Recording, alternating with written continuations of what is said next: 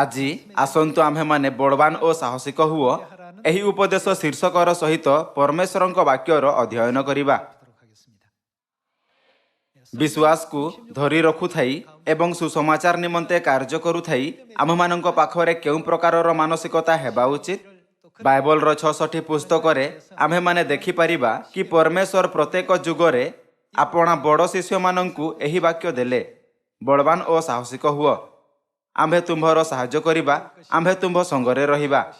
ପରମେଶ୍ୱର ଯିଏ ସମଗ୍ର ବ୍ରହ୍ମାଣ୍ଡର ପରିଚାଳନା କରନ୍ତି ଆମ୍ଭମାନଙ୍କ ସୁସମାଚାରର କାର୍ଯ୍ୟରେ ସାହାଯ୍ୟ କରୁଛନ୍ତି। ତେବେ ଆମ୍ଭମାନଙ୍କୁ ସମ୍ପୂର୍ଣ୍ଣ ଭାବେ ବିଶ୍ୱାସ କରିବା ଉଚିତ କି ସୁସମାଚାରର କାର୍ଯ୍ୟ ଅବଶ୍ୟ ହିଁ ପୂର୍ଣ୍ଣ ହେବ। ଯେବେ ଆମ୍ଭେମାନେ ସୁସମାଚାରର କାର୍ଯ୍ୟ ସହିତ ଆଗକୁ ଅଗ୍ରସର ହେଉଅଛୁ, ତେବେ ଆମ୍ଭମାନଙ୍କୁ ସୁସମାଚାରର ସେବକଙ୍କ ଅଭାବ ପରି ଅନେକ ଅସୁବିଧାର ସମ୍ମୁଖୀନ କରିବାକୁ ପଡ଼ିପାରେ। କିନ୍ତୁ ପରମେଶ୍ୱର କହନ୍ତି, କ'ଣ ମୁଁ ତୁମ୍ଭମାନଙ୍କୁ ସାହାଯ୍ୟ କରୁନାହିଁ? ପରମେଶ୍ୱର ପୃଥିବୀ ଓ ସମଗ୍ର ବ୍ରହ୍ମାଣ୍ଡର ସୃଷ୍ଟି କଲେ। ପରମେଶ୍ୱର ସବୁକିଛି ପରିଚାଳନା କରୁଛନ୍ତି। ପରମେଶ୍ୱର ସ୍ୱୟଂ ସବୁକିଛି କରିପାରିବେ, କିନ୍ତୁ ସେ ଆମ୍ଭମାନଙ୍କୁ ପ୍ରଚାର କରିବା ପାଇଁ କହନ୍ତି।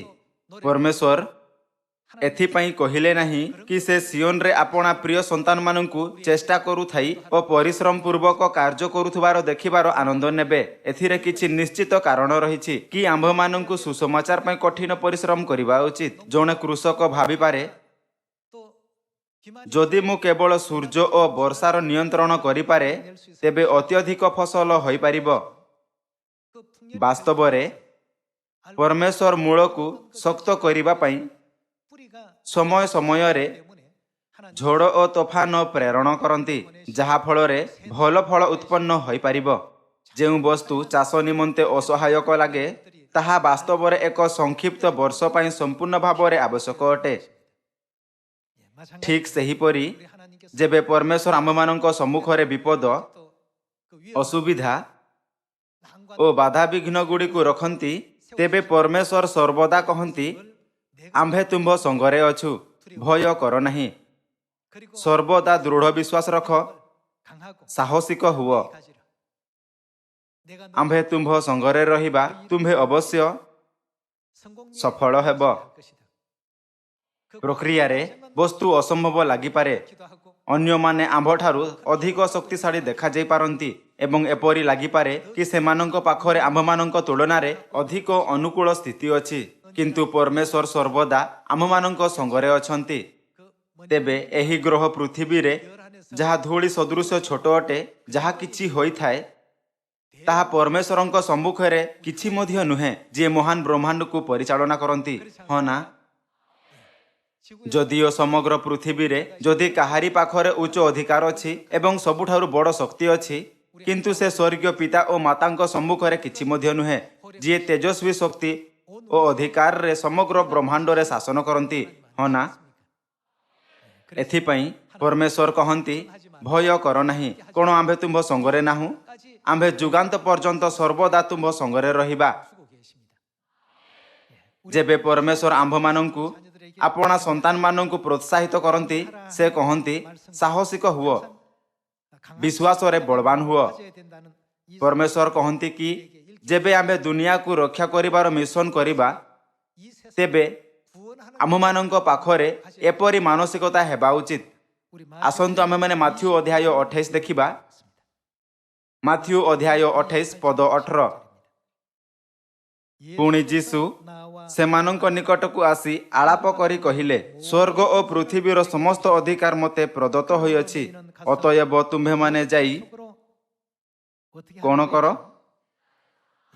ସମସ୍ତ ଜାତିର ଲୋକଙ୍କୁ ଶିଷ୍ୟ କର। ଅନ୍ୟ ଶବ୍ଦରେ ସେମାନଙ୍କୁ ଶିକ୍ଷା କର। ହଁ ନା? ଅତଏବ ତୁମ୍ଭେମାନେ ଯାଇ ସମସ୍ତ ଜାତିର ଲୋକଙ୍କୁ ଶିଷ୍ୟ କର। ଅତଏବ ଶିକ୍ଷା ଦେଇ ଶିଷ୍ୟ କର ଏବଂ ପିତା, ପୁତ୍ର ଓ ପବିତ୍ର ଆତ୍ମାଙ୍କ ନାମରେ ବାପ୍ତିସ୍ମ ଦେଇ ମୁଁ ତୁମ୍ଭମାନଙ୍କୁ ଯେଉଁ ଯେଉଁ ଆଜ୍ଞା ଦେଇଅଛି ସେହି ସବୁ ପାଳନ କରିବାକୁ ଶିକ୍ଷା ଦେଇ ସେମାନଙ୍କୁ ଶିଷ୍ୟ କର। ଆଉ ଦେଖ, ଯୁଗାନ୍ତ ପର୍ଯ୍ୟନ୍ତ ସର୍ବଦା ମୁଁ ତୁମ୍ଭମାନଙ୍କ ସଙ୍ଗେ ସଙ୍ଗେ ଅଛି।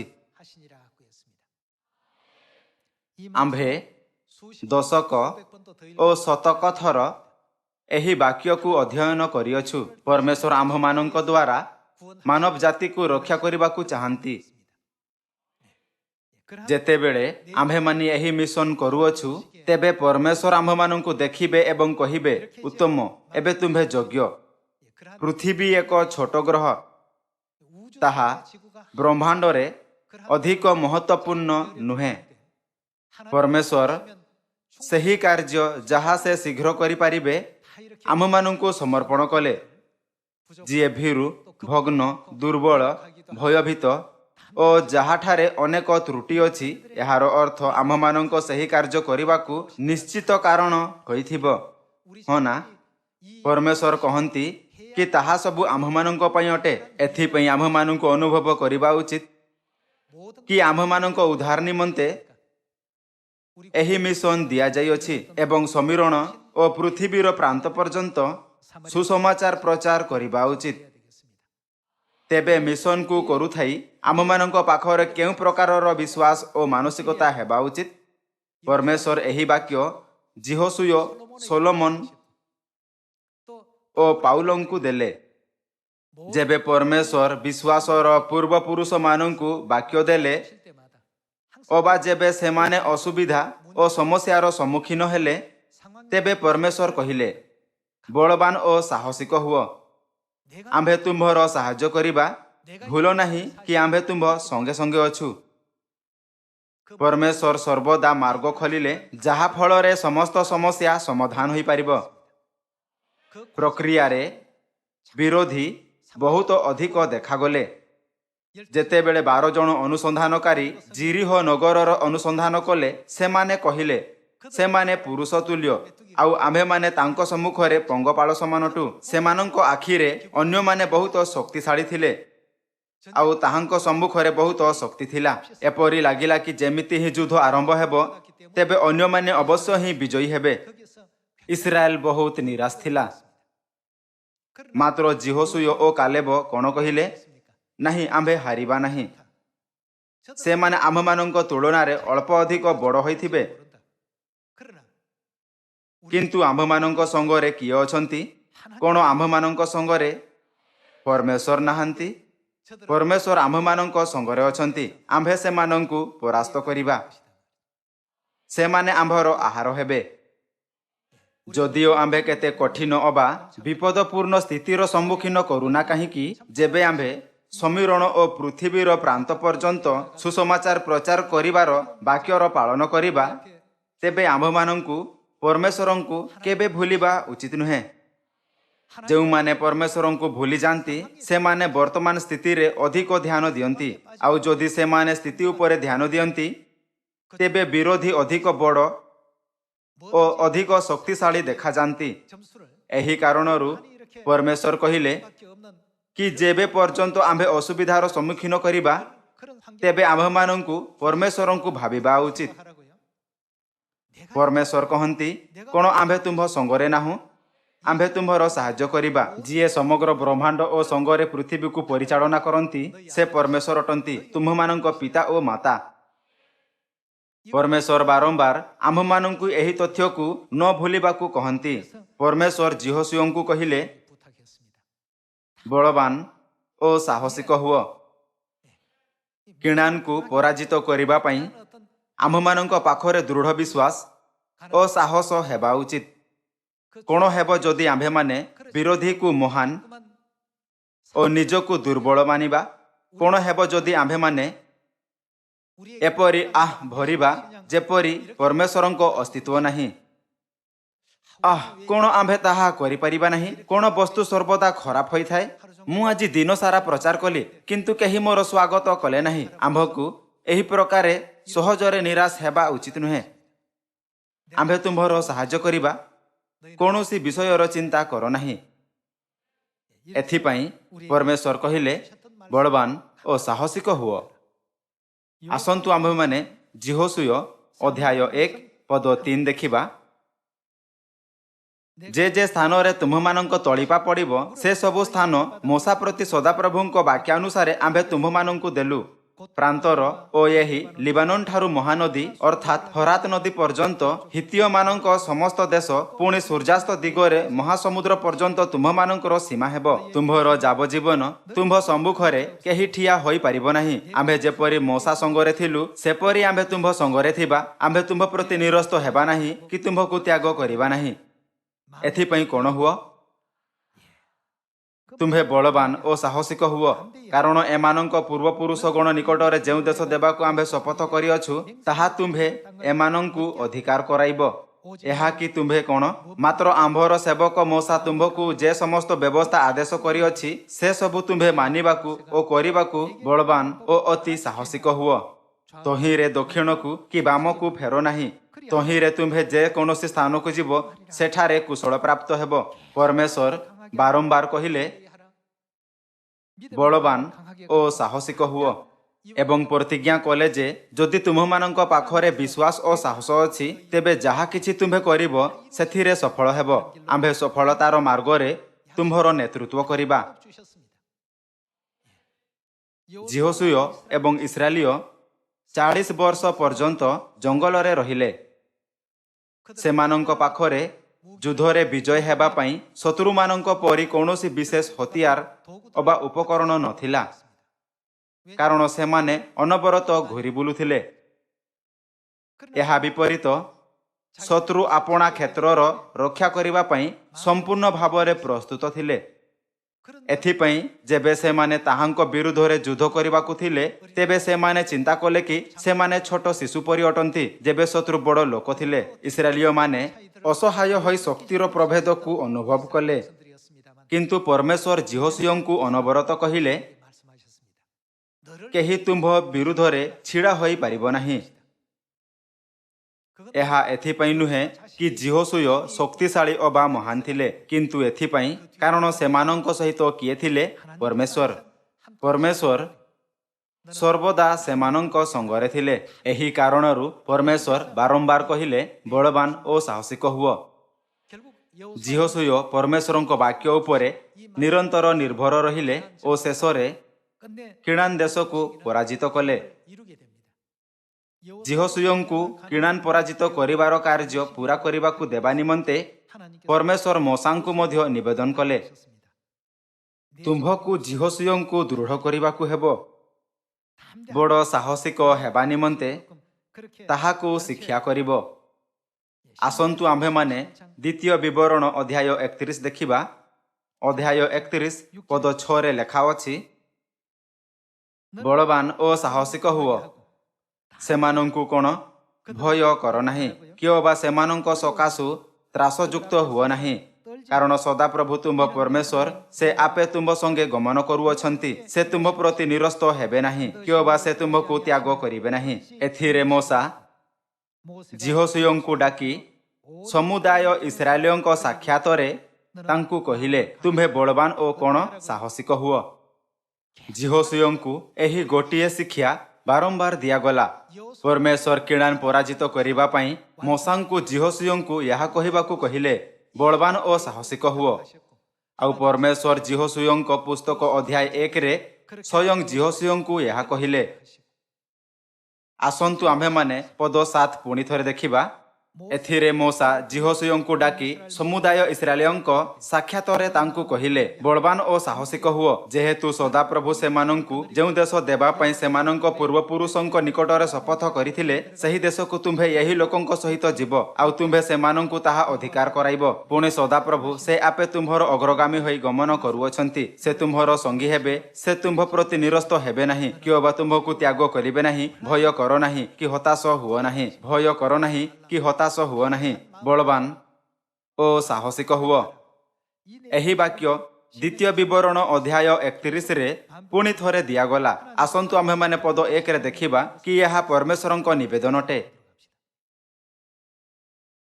ଅନନ୍ତର ମୋଶା ଯାଇ ସମୁଦାୟ ଇସ୍ରାଏଲକୁ ଏହି କଥା କହିଲେ। ପୁଣି ସେ ସେମାନଙ୍କୁ କହିଲେ, ଆଜି ମୋହର ବୟସ 120 ବର୍ଷ। ମୁଁ ଆଉ ବାହାରେ ଭିତରେ ଯାଇ ଆସି ପାରୁନାହିଁ। ଆଉ ସଦାପ୍ରଭୁ ମୋତେ କହିଅଛନ୍ତି, ତୁମ୍ଭେ ଏହି ଜର୍ଦ୍ଦନ ପାର ହୋଇ ଯିବ ନାହିଁ। ସଦାପ୍ରଭୁ ତୁମ୍ଭ ପରମେଶ୍ୱର ଆପେ ତୁମ୍ଭର ଅଗ୍ରଗାମୀ ହୋଇ ପାର ହୋଇଯିବେ। ସେ ତୁମ୍ଭ ସମ୍ମୁଖରୁ ଏହି ଗୋଷ୍ଠୀୟ ଲୋକମାନଙ୍କୁ ନାଶ କରିବେ ଓ ତୁମ୍ଭେ ସେମାନଙ୍କୁ ଅଧିକାର କରିବ। ସଦାପ୍ରଭୁଙ୍କ ଆଜ୍ଞା ଅନୁସାରେ ଜିହୋଶୁୟ ତୁମ୍ଭର ଅଗ୍ରଗାମୀ ହୋଇ ପାର ହେବେ। ପୁଣି ସଦାପ୍ରଭୁ ଇମୋରୀୟମାନଙ୍କ ସିହୋନ ଓ ଓଗ ନାମକ ରାଜାମାନଙ୍କୁ ନାଶ କରି ସେମାନଙ୍କ ପ୍ରତି ଓ ସେମାନଙ୍କ ଦେଶ ପ୍ରତି ଯେ ରୂପ କଲେ ଏମାନଙ୍କ ପ୍ରତି ସେ ରୂପ କରିବେ। ପୁଣି ସଦାପ୍ରଭୁ ତୁମମାନଙ୍କ ସମ୍ମୁଖରେ ସେମାନଙ୍କୁ ସମର୍ପଣ କରିବେ। ତହିଁରେ ମୁଁ ଯେ ସବୁ ଆଜ୍ଞା ତୁମମାନଙ୍କୁ ଆଦେଶ କରିଅଛି ତଦନୁସାରେ ତୁମ୍ଭେମାନେ ସେମାନଙ୍କ ପ୍ରତି କରିବ। ବଳବାନ ଓ ସାହସିକ ହୁଅ, ଭୟ କର ନାହିଁ। କିଓବା ସେମାନଙ୍କ ସକାଶୁ ତ୍ରାସଯୁକ୍ତ ହୁଅ ନାହିଁ, କାରଣ ସଦାପ୍ରଭୁ ତୁମ୍ଭ ପରମେଶ୍ୱର ସେ ଆପେ ତୁମ୍ଭ ସଙ୍ଗେ ଗମନ କରୁଅଛନ୍ତି। ସେ ତୁମ୍ଭ ପ୍ରତି ନିରସ୍ତ ହେବେ ନାହିଁ, କିଓବା ସେ ତୁମ୍ଭକୁ ତ୍ୟାଗ କରିବେ ନାହିଁ। ସଦାପ୍ରଭୁ ମୋଶାଙ୍କୁ ନିବେଦନ କଲେ। ମୋଶା ଭଲରେ ଜାଣୁଥିଲେ କି ସେ କିଣାନରେ ପ୍ରବେଶ କରିପାରିବେ ନାହିଁ। ଏଥିପାଇଁ ସେ ଜିହୋଶୁୟଙ୍କୁ ନିବେଦନ କଲେ, ଭୟ କର ନାହିଁ, ବଳବାନ ଓ ସାହସିକ ହୁଅ। ପରମେଶ୍ୱର ସର୍ବଦା ତୁମ୍ଭ ସଙ୍ଗରେ ଅଛନ୍ତି। ସମସ୍ତ ଲୋକ ଏହି ଅନ୍ତିମ ଯୁଗରେ ଆମ୍ଭମାନଙ୍କ ମିଶନ ଜିହୋଶୁୟଙ୍କ ମିଶନ ଅଟେ। ଦିନ ପ୍ରତିଦିନ ସୁସମାଚାର ଅନବରତ ସମୀରଣରେ ଓ ପୃଥିବୀର ପ୍ରାନ୍ତ ପର୍ଯ୍ୟନ୍ତ ପ୍ରସାରିତ ହେଉଅଛି। ଏହି ପ୍ରକ୍ରିୟାରେ ଆମ୍ଭେ ଭିନ୍ନ ଭିନ୍ନ ପ୍ରକାରର ଲୋକଙ୍କ ସହିତ ସାକ୍ଷାତ କରିଥାଉ। କିଛି ଲୋକ ବାକ୍ୟ ଶୁଣିବା ସତ୍ତ୍ୱେ ଶୁଣନ୍ତି ନାହିଁ, ଆଉ କିଛି ଲୋକଙ୍କୁ ବାକ୍ୟରେ ଆଗ୍ରହ ନାହିଁ ଏବଂ କିଛି ଆଗ୍ରହ ସହକାରେ ସତ୍ୟକୁ ଜାଣିବାକୁ ଚାହାନ୍ତି। ଏହି ପର୍ଯ୍ୟାବରଣ ଓ ପରିସ୍ଥିତିରେ ଯଦିଓ କେହି ଆମ୍ଭମାନଙ୍କ ନ ଶୁଣେ, ଆମ୍ଭକୁ ନିରାଶ ଓ ହତାଶ ହେବା ଉଚିତ ନୁହେଁ। ଯେହେତୁ ପରମେଶ୍ୱର ଏହି ସମସ୍ତ ଜାଣନ୍ତି, ତେଣୁ ସେ କ'ଣ କହନ୍ତି? ବଳବାନ ଓ ସାହସିକ ହୁଅ। ଯଦିଓ କିଛି ଲୋକ ଆପଣଙ୍କ ସମ୍ମୁଖରୁ ଅତିବାହିତ କରନ୍ତି, କିନ୍ତୁ ପ୍ରଚାର କରିବାରେ ହାର ମାନ ନାହିଁ। କିନ୍ତୁ ସମୀରଣରେ ଓ ପୃଥିବୀର ପ୍ରାନ୍ତ ପର୍ଯ୍ୟନ୍ତ ଯାହା ସହିତ ଆପଣ ଦେଖା କରନ୍ତି ସେମାନଙ୍କୁ ପ୍ରଚାର କରନ୍ତୁ। ବେଳେବେଳେ ଆମ୍ଭେମାନେ ନିରାଶ ହୋଇପାରୁ, ହାର ମାନିପାରୁ ଓ ହତାଶ ହୋଇପାରୁ। ଏଥିପାଇଁ ଆମ୍ଭେ ଯେଉଁମାନଙ୍କୁ ଜିହୋଶୁୟଙ୍କ ମିଶନ ସମର୍ପଣ କରାଯାଇଅଛି, ଜିହୋଶୁୟଙ୍କ ସମାନ ଆପଣା ବିଶ୍ୱାସକୁ ଦୃଢ଼ କରିବା ଉଚିତ। ଆମ୍ଭେ ସମସ୍ତଙ୍କ ପାଖରେ ଜିହୋଶୁୟଙ୍କ ବିଶ୍ୱାସ ହେବା ଆବଶ୍ୟକ, ଯିଏ କହିଲେ ସେମାନେ ଆମ୍ଭର ଆହାର ହେବେ। ଯେହେତୁ ପରମେଶ୍ୱର କହିଲେ ଆମ୍ଭକୁ ବଳବାନ ଓ ସାହସିକ ହେବା ଉଚିତ ଏବଂ ଆମ୍ଭକୁ ଭୁଲିବା ଉଚିତ ନୁହେଁ କି ପରମେଶ୍ୱର ସର୍ବଦା ଆମ୍ଭମାନଙ୍କ ସଙ୍ଗରେ ଥିବେ। ଯେମିତି ଜିହୋଶୁୟ ଯୁଦ୍ଧ କରି ଗୋଟି ଗୋଟି କରି ଦେଶଗୁଡ଼ିକୁ ନେଲା, ଯାହାର ପରମେଶ୍ୱର ପ୍ରତିଜ୍ଞା କରିଥିଲେ। ଠିକ୍ ସେହିପରି ଆମ୍ଭକୁ ମଧ୍ୟ ଆତ୍ମିକ ଯୁଦ୍ଧରେ ଗୋଟିଏ ପରେ ଗୋଟିଏ ଆତ୍ମାକୁ ରକ୍ଷା କରିବା ଉଚିତ, କାରଣ ଶୟତାନ ଏହା କହୁଥାଇ ସେମାନଙ୍କୁ କେବେ ଯିବାକୁ ଦିଏ ନାହିଁ କି ସେହି ସମସ୍ତଙ୍କୁ ବିନା ମୂଲ୍ୟରେ ଆଣ। ଆତ୍ମାମାନଙ୍କ ମଧ୍ୟରୁ କିଛି ଲୋକ ଏହା ଉପରେ ବ୍ୟଥିତ ହେବେ କି ପରମେଶ୍ୱରଙ୍କ ଉପରେ ବିଶ୍ୱାସ କରିବା ନା ନାହିଁ, ଆଉ କିଛି ଲୋକମାନଙ୍କୁ ତିଳେ ମାତ୍ର ଆଗ୍ରହ ନଥିବ। ସେହିପରି ମଧ୍ୟ ବିଭିନ୍ନ ପ୍ରକାରର ଲୋକ ହୋଇଥାନ୍ତି। ଏଥିପାଇଁ ଆମ୍ଭେ ବର୍ତ୍ତମାନ ସେମାନଙ୍କ ମନ ପରିବର୍ତ୍ତନ କରିବାର କାର୍ଯ୍ୟ କରୁଅଛୁ। ମାତ୍ର ସ୍ଥିତି ସହଜ ନୁହେଁ, ଆମ୍ଭେ ନିରାଶ ହୋଇପାରୁ। ଏଥିପାଇଁ ପରମେଶ୍ୱର ଦ୍ୱିତୀୟ ବିବରଣ ଅଧ୍ୟାୟ 31 ଓ ଜିହୋଶୁୟ ଅଧ୍ୟାୟ 1ରେ ଆମ୍ଭମାନଙ୍କୁ କହନ୍ତି କି ବଳବାନ ଓ ସାହସିକ ହୁଅ। ଆସନ୍ତୁ ଆମ୍ଭେମାନେ ଜିହୋଶୁୟଙ୍କ ପୁସ୍ତକ ଅଧ୍ୟାୟ 10 ଖୋଲିବା। ଜିହୋଶୁୟ ଅଧ୍ୟାୟ 10 ପଦ 22। ଅନନ୍ତର ଜିହୋଶୁୟ କହିଲେ, ସେହି ଗୁମ୍ଫା ମୁହଁ ମୁକୁଳା କରି ଗୁମ୍ଫାରୁ ସେହି 5 ରାଜାଙ୍କୁ ବାହାର କରି ମୋହର ନିକଟକୁ ଆଣ। ତହିଁରେ ସେମାନେ ସେପରି କଲେ। ପୁଣି ଜେରୁସାଲେମର ରାଜାକୁ, ହିବ୍ରୋନର ରାଜାକୁ, ଜର୍ମୁତର ରାଜାକୁ, ଲାଖିସର ରାଜାକୁ, ଇଗ୍ଲୋନ୍ତର ରାଜାକୁ, ଏହି 5 ରାଜାକୁ ସେହି ଗୁମ୍ଫାରୁ ବାହାର କରି ତାଙ୍କ ନିକଟକୁ ଆଣିଲେ। ଏ ରୂପେ ସେମାନେ ସେହି ରାଜାମାନଙ୍କୁ ଜିହୋଶୁୟଙ୍କ ନିକଟକୁ ଆଣିଲା ଉତ୍ତାରେ ଜିହୋଶୁୟ ଇସ୍ରାଏଲର ସମସ୍ତ ପୁରୁଷଙ୍କୁ ଡାକି ତାଙ୍କ ସଙ୍ଗେ ଯାଇଥିବା ସେନାପତିମାନଙ୍କୁ କହିଲେ, ନିକଟକୁ ଆସି ଏହି ରାଜାମାନଙ୍କ ବେକରେ ପାଦ ଦିଅ। ତହିଁରେ ସେମାନେ ନିକଟକୁ ଆସି ସେମାନଙ୍କ ବେକରେ ପାଦ ଦେଲେ। ପୁଣି ଜିହୋଶୁୟ ସେମାନଙ୍କୁ କହିଲେ, ଭୟ ନ କର ଅବା ନିରାଶ ନ ହୁଅ, ବଳବାନ ଓ ସାହସିକ ହୁଅ, କାରଣ ତୁମ୍ଭେମାନେ ଯେଉଁମାନଙ୍କ ସଙ୍ଗେ ଯୁଦ୍ଧ କରିବ, ତୁମ୍ଭମାନଙ୍କର ସେହି ସମସ୍ତ ଶତ୍ରୁଙ୍କୁ ସଦାପ୍ରଭୁ ଏହି ପ୍ରକାର କରିବେ। ଏହି ଶାରୀରିକ ଯୁଦ୍ଧ ଦ୍ୱାରା ପରମେଶ୍ୱର ଆମ୍ଭମାନଙ୍କୁ ପୂର୍ବ ଦର୍ଶନ ଦେଖିବାକୁ ଦେଲେ କି ଆମ୍ଭେ ପରେ କେମିତି ଆତ୍ମିକ ଯୁଦ୍ଧ କରିବା। କିଣାନକୁ ପରାଜିତ କରିବା କଦାପି ସହଜ ନଥିଲା। एपरी लोक थिले जेउमाने तांको विरुद्धरे छिड़ा होई युद्धर विरोध कले आउ एपरी लोक थिले जेउमाने इस्राएल मानंकु किड़ान रे प्रवेश करिबारु अटकाइबाकू चेष्टा कले। समस्त परिस्थिति रे जय लाभ करी परमेश्वर सेमानंकु आपणा प्रतिज्ञा अनुसारे सही देश प्राप्त करिबाकू देले। आज आममानंको परिस्थिति सही समान अटे। आममानंकु 7 अरब लोकमानंकु सुसमाचार रो वाक्य प्रसारित करिबा पई कुहा जाय अछि। एहा केते उत्तम हेबो जदि लोकमाने आमीन कहु थाई केवल संदेशर पालन करिवे। जदि से माने एपरी करी शीघ्र आपणा पापरु मन परिवर्तन करंती तेबे यह बहुत सहजरे कराजिबो, किंतु वास्तविकता भिन्न अटे। आत्मिक युद्ध हेबो। आम्भे सेमानंकु परमेश्वरंक वाक्यर प्रचार करिबार चेष्टा करूअछु, किंतु से माने आपणा सांसारिक ज्ञान और भाषणर माध्यम रे परमेश्वरंक वाक्य विरुद्ध रे छिड़ा हेबार चेष्टा कले। सेमाने आममानंक विरुद्ध करिबा परि लागिले। ताहा सत्वे परमेश्वर सेमानंक आत्मार मन परिवर्तन कले। जो माने प्रथमे सुनिबाकू चाहू नथिले सेमाने आपणा मन परिवर्तन कले और अन्य मानंक सहित मिसी परमेश्वरंक वाक्यर अध्ययन करिबाकू लागिले। वाक्य सुनिबा परे एबे मु बुझिली कि सेठारे पिता और माता मध्य हेबा उचित। जेमिति पृथ्वीर समस्त प्रणाली देखाई थाए सेहिपरि स्वर्गीय प्रणाली मध्य हेबा दरकार। जदि आम्भमानंक सदस्यंक मध्यरु केही अटे मात्र जदि पळै जाए तेबे आम्भमानंक सदस्यंक सहित मिसिजिबो एवं परिशेषरे पुणी परमेश्वरंक पाखकू अणाजिबो।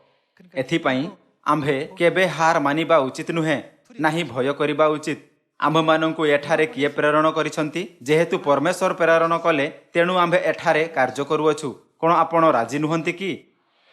एथिपाई आम्भमानंकु यही तथ्य उपरे गर्व करिबा उचित कि आम्भमानंकु परमेश्वरंक द्वारा प्रेरण होइअछि एवं परमेश्वर आम्भमानंक आगरे समस्त कार्यर परिचालना करूछंती। बलवान और साहसिक हुओ। परमेश्वर यह केवल जिहोशूयंक दिन रे ही नहीं किंतु राजा मानंक शासन काल समय रे मध्य कहिले। परमेश्वर सेही संदेश दाऊद और सोलोमन को मध्य देले। जेबे स्वर्गीय लोकमानंक पाखरे एही मानसिकता हेबो तेबे सुसमाचार समीरण और पृथ्वीर प्रांत पर्यंत प्रसारित हेबो। जदि आम्भे माने यह कहू थाई कि से माने बड़ हृष्टपृष्ट किंतु आम्भे सेमानंक सम्मुखरे छोट देखा जाउअछु, केवल परिस्थिति को देखंती और भय करंती, तेबे आम्भे माने कष्टरे जिहोशूयंक परि कहि पारु सेमाने आम्भमानंक आहार हेबे। जेहेतु जिहोशूयंक पाखरे एपरि दृढ़ विश्वास थिला तेणु परमेश्वर जिहोशूयंक पाखकू तांको शत्रु मानंकु आनिले। हना आसंतु आम्भे समस्ते प्रथम वंशावलीर पुस्तक अध्याय 28 खोलिबा। सोलोमन को परमेश्वरंक मंदिर निर्माण करिबा पई कही दाऊद आपणा पुत्र को यह मनरे रखिबाकू कहिले। आसंतु आम्भे अध्याय 28 पद 20 देखिबा। ए उतारे दाऊद आपणा पुत्र सोलोमन को कहिले, बलवान और साहसिक हुओ और यही कर्म कर, भय न कर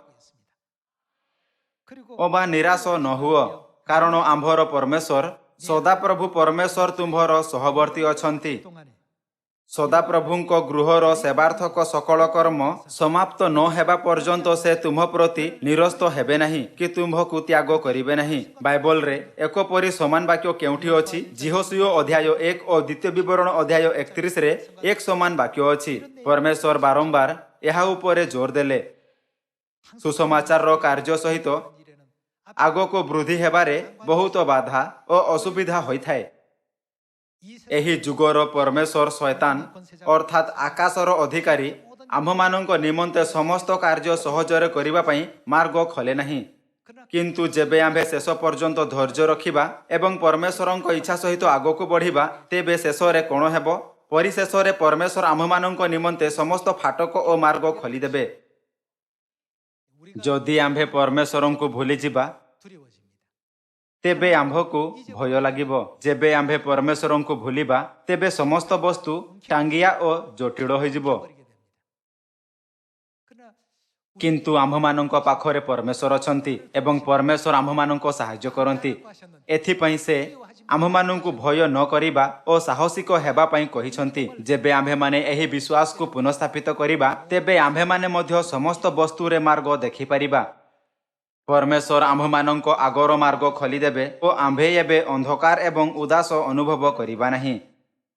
दाऊद सर्वदा सोलोमन को कहिले, परमेश्वरଙ୍କ मंदिर निर्माण कार्य छोट कार्य नुहे, जेहेतु यहा एही दुनिया रे घर निर्माण करिबार मामला नुहे, तेणु से कहिले बलवान ओ साहसिक हुओ ओ यही कर्म कर, भय न कर अबा निराश न हुओ, कारण आम्भर परमेश्वर सदाप्रभु परमेश्वर तुम्भर सहवर्ती अछंती।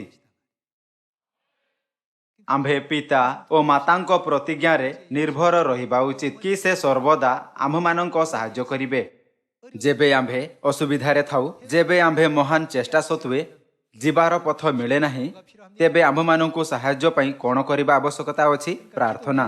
जीसु कहिले एही जाति प्रार्थना द्वारा उद्धार पाई परिबो। जेहेतु सुसमाचार रो कार्य सहज नुहे, तेणु जीसु ख्रीष्ट एही वाक्य कहिले जेबे से 2000 वर्ष पूर्वे पृथ्वी रे आसीथिले।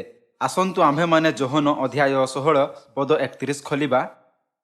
जीसु सेमानंकु उत्तर देले, तुम्हे माने कोन एबे विश्वास करूअछ? देखो समय आसुअछि, हाँ आसिलाणी, जेतेबेले तुम्हे माने छिन्न भिन्न होई प्रत्येक आपण आपण घर को पळाई जिवो आउ मते एकाकी परित्याग करिवो। तथापि मु एकाकी नुहे, कारण पिता मो संगरे अछंती। तुम्हे माने जेपरि मो ठारे शांति प्राप्त हुओ, एथि निमंते मु तुम मानंकु यही सब विषय कहि अछि। जगतरे तुम मानंक निमंते क्लेश अछि, किंतु साहस धर, मु कोन जगत को जय करि अछि। ताहार अर्थ परमेश्वर जिए संसार को जय करि अछंती तुम्भ संगरे अछंती। एथिपई ताहांको बाधा कौनसी बड़ समस्या हेबो नाही, समस्ते तुम्भ संगरे आंठु पातिबे। याहार अर्थरे जीसु कहिले, जगतरे तुम्हमानंक निमंते क्लेश अछि, किंतु साहस धर, मु जगत को जय करि अछि। जेबे आम्भे एही विश्वासर सहित निर्भय रहिबा, तेबे शैतान कोन करिवो? जेहेतु परमेश्वर संसार को जय करि अछंती, शैतान परमेश्वरंकु सेमानंक शक्ति को प्रदर्शित करुथुबार देखि आहुरी अधिक आत्मा को धरि रहि पारिबो नाही, किंतु सेमानंकु जीवाकु देबो। तेबे परमेश्वरंक वाक्य सेथिरे कार्य करिवो। एहा पूर्वे सेमाने केबे मध्य परमेश्वरंक वाक्य स्वीकार करि पारिबे नाही। आत्मिक दुनिया रे शैतान आममानंकु देखै थाए कि जेउ माने चिंता करंती कि जदि मु आपणा मित्र को यहा जणैबी, तेबे कोन से सुनिबो ना नाही, कोन हेबो जदि से मते असमान्य माने। गोटिए आत्मा को रक्षा करिबा पई आममानंक पाखरे संपूर्ण विश्वास हेबा दरकार। जदि आम्हे माने परमेश्वरंक वाक्य आगरे एहा मानिबा एही समस्त अकाम्य होई पारे, तेबे शैतान एक बड़ संकट रूपे आममानंक सम्मुखरे अवश्य प्रकट हेबो। परमेश्वर समग्र ब्रह्मांड उपरे शासन करुथाई और संसार को हासिल करंती। सर्वशक्तिमान परमेश्वर आत्मा रक्षा करिबा पई आममानंकु प्रेरण करिसंती। जदि आम्हे माने केवल परमेश्वरंक शक्ति उपरे निर्भर रहिबा, तेबे आममानंकु काहारी उपरे भय लागिबो नाही। जेबे आमे निर्भय रे परमेश्वरंक वाक्य प्रचार करिबा, तेबे शैतान आममानंकु छाडी चली जिवो। जेहेतु आम्हे माने शारीरिक दुनिया रे बंचु अछु, तेबे आम्हे माने प्राय सही कारण भूली जाऊ कि काहे कि आत्मिक दुनिया रे परमेश्वर आम्भकु ताहा कहिले। जदि आम्हे माने नकारात्मक विचार रे किछि आरंभ करू, तेबे ताहा केबे पूरा होई पारिबो नाही, केबे नुहे। परमेश्वर कहिले, बलवान ओ साहसिक हुओ, तेबे तुम्भ विरुद्ध रे केही छिड़ा रहिबो नाही। जेउ जेउठी तुम्भ पाद रहिबो, सेही सबु स्थान मु तुम्ह मानंकु देबी। कोन आम मानंकु विचार करिबा उचित नुहे कि काहे कि परमेश्वर यहा कहिले? आसंतु आमे माने प्रेरित अध्याय 4 को जिबा। अध्याय 4 पद 29। आउ एबे हे प्रभु सेमानंक तर्जन गर्जन प्रति दृष्टिपात कर, पुणे तुम्हर दास मानंकु पूर्ण साहस सह तुम्हर वाक्य कहिबाकु शक्ति दियो। आउ सेथि संगे संगे तुम्हर पवित्र दास जीसुंक नाम रे आरोग्य करिबा निमंते एवं लक्षण और अद्भुत कर्म मान साधन करिबा पई तुम्हर हस्त विस्तार कर। सेमाने प्रार्थना कला उतारे जेउ स्थान रे एकत्र होइथिले ताहा कंपी उठिला। पुणे समस्ते पवित्र आत्मा रे परिपूर्ण होई साहस रे ईश्वरंक वाक्य कहिबाकु लागिले। एथि पई जेरूसालमर समस्त सहर रे ओ गालिलीर समूह रे मध्य बहुत लोकमानंकु सुसमाचार प्रचार करागला। प्रथम चर्च रे सुसमाचार प्रचार करुथुबा समय रे सर्वदा केउ वाक्य सेमानंक संगरे थिला? बलवान। परमेश्वरଙ୍କ वाक्यर प्रचार करिबा पई सर्वदा बलवान हेबार आवश्यकता अछि। जहा आम्भे एबे करूअछु ताहा शारीरिक कार्य नुहे किंतु आत्मिक कार्य अटे। आम्भे शैतानर विरुद्धरे आत्मिक युद्ध करूअछु कि आत्मा को रक्षा करिबा अबा नहीं। एथलीट कहंती कि सेमाने खेलर गति को केवल आपणा विरोधी को आखिरे देखि पढ़ी पारिबे। एथिपाई परमेश्वर कोन कहिले बलवान और साहसिक हुओ। केवल तेबे ही आम्भे माने परमेश्वरंक पाखरे गोटिए परे गोटिए आत्मा को आनी पारिबा होना। आसंतु आम्भे माने एब्रियो अध्याय 10 पद 35 उपरे एक नजर देबा। अतएव तुम्हमानंक साहस परित्याग करो नहीं, सेथिर महा पुरस्कार अछि। यार अर्थ आम्भमानंकु साहसिक हेबा उचित होना। ताहा आगो कोण परिणाम आनिब बाइबल कही थाए ताहार महा पुरस्कार अछि। जेणु तुम्हे माने जेपरि ईश्वरंक इच्छा साधन करी प्रतिज्ञार फल प्राप्त होई पारो एथि निमंते तुम्हमानंकर धैर्यशील हेबा प्रयोजन। कारण आउ अति अल्प समय मात्र जहांक आगमन करिवारो अछि। आगमनकर्ता कोण से आगमन करिवे और विलंब करिवे नहीं। आम्भर धार्मिक व्यक्ति विश्वास द्वारा बंचिबो, किंतु जदि केही पश्चात्पद हुए ताहा हेले आम्भर आत्मा ताहाठारे संतुष्ट नुहे। मात्र जेउमाने विनाश निमंते पश्चात्पद हुअंती आम्भे माने सेमानंक दलर लोक नहु, किंतु जेउमाने आम्भर परित्राण निमंते विश्वास करंती आम्भे माने सेमानंक दलर लोक अटु। एथिपई बाइबल आम्भमानंकु कही थाए कि साहसिक हुओ। आम्भे एबे यही पृथ्वी रे बंचु अछु कारण आम्भमानंक पाखरे मिशन अछि, जहार मिशन समाप्त होई अछि। परमेश्वर बयसर चिंता न करी सही समस्तंकु स्वर्ग घेनी जानती। जहा भी हेउ आम्भे एबे मध्य पृथ्वी रे श्वास नहीं थाउ और भोजन करू थाई बंचु अछु। एही तथ्य स्वयं देखै थाए कि आम्भमानंक पाखरे मिशन अछि। मिशन बिना केही मध्य एही पृथ्वी रे बंची पारिबो नाही। प्रत्येकंक पाखरे मिशन अछि। आम्भमानंक मिशन गरीब आत्मा मानंक जो माने अनंत मृत्यु निमंते नियुक्त अछंती मृत्युर व्यवस्थारु स्वतंत्र करी जीवनर राज्य रे साहसिक होई नेतृत्व करिवार अछि। परमेश्वर आम्भमानंकु एही महान भूमिका को करिबाकु आज्ञा दैछंती। समीरण और पृथ्वीर प्रांत पर्यंत जाई समस्त जातिर लोकमानंकु शिष्य कर और सेमानंकु सबु विषय जहा मु तुम्हमानंकु जेउ आज्ञा देई अछि पालन करिबाकु शिक्षा कर। आम्भे सियोनर लोकमानंकु यही मिशन भूलिबा उचित नुहे। जेहेतु आम्भे बाइबल द्वारा परमेश्वरंक समस्त इच्छा को जांच करि अछु, तेणु आसंतु आम्भे माने आपणा पड़ोसी बंधु संपर्कीय सहकर्मी और परिचित और जदिओ से माने आम्भमानंक देश भितर हेउ अबा बाहरे समस्त लोकंकु प्रचार करिबा। आम्भमानंकु यहा कहिबार सक्षम हेबा उचित कि पिता और माता आम्भे आपणक उपरे संपूर्ण विश्वास करुथाई सुसमाचार प्रचार करूअछु। एथिपई आम्भमानंक सम्मुखरे कौनसी शत्रु नाही। मु आपण समस्तंकु आग्रहपूर्वक कहूअछि कि परमेश्वरंक उपरे संपूर्ण निर्भर होई दृढ़ और साहसिक विश्वास रखिबा, जहा फलरे शेष दिन रे सुसमाचार संपूर्ण होई पारिबो। एबे मते आजिर उपदेश समाप्त करिबाकु दियंतु। आपणक बहुत धन्यवाद।